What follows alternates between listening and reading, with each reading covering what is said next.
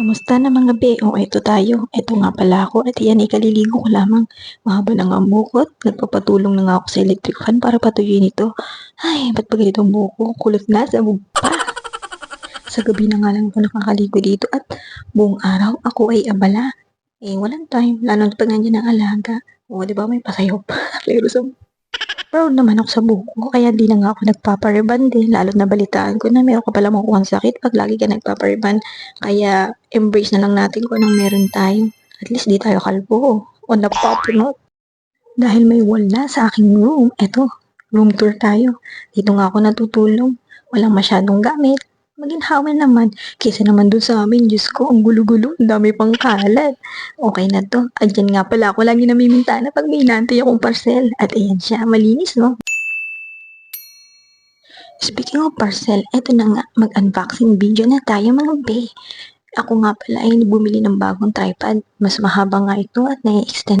Ito kasing tripod na gamit ko ay maliit lamang at gumigamang na. Ilang beses ngang nabagsak yung cellphone ko at nagkaroon ng crack ang tempered glass. Kaya napabili na naman ako ng bago. Magastos. Tapos eto naman, another gastos na naman. Okay lang yan, nag-SPay later naman ako. Diyos ko, di ko pa nga bayad. Palaki ng palaki, mga bayarin. Parang katawan ko lang, palaki rin ang palaki. Oh my, shucks. Anyways, mga be, at ito na nga, nag-unboxing na tayo. Papakita ko sa inyo itong nabili kong selfie stick ko, ano mga features nito, at ayan na nga, ang ganda ng ilalim niya ng base. Napakaganda ng support, hindi na basa-basa matutumba itong ating tripod. Meron din kasama itong remote para sa shutter ng camera. At ayan, dyan siya nilalagay.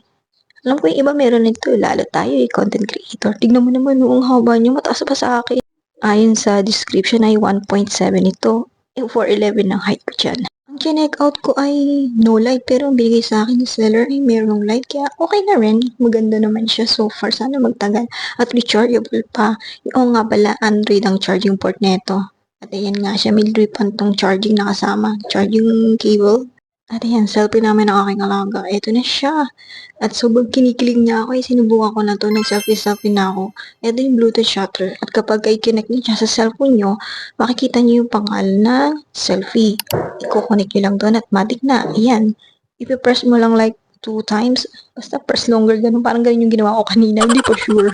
Basta nag-blue light na siya, ay pwede na siyang gamitin pangkuha ng ating mga pictures. Nakuha ko lang to ng 235 pesos. Pero 3 months kong uhulugan sa SP.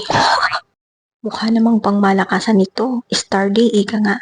At dito na ako lagi tatambay sa bintana. Pag tinatamad ako umupo, pwede na ako manood ng nakatayo. At K-drama marathon is life nga, diba? O yun, Taiwan drama pinapanood ko. Ang ganda-ganda kasi. At ito yung ating charging port. Nakita niyo naman, binidyo-video ko na yung mga parts. Ayan, ang saya. Diyan ako sa bintana. Upo, malapit. Ayan.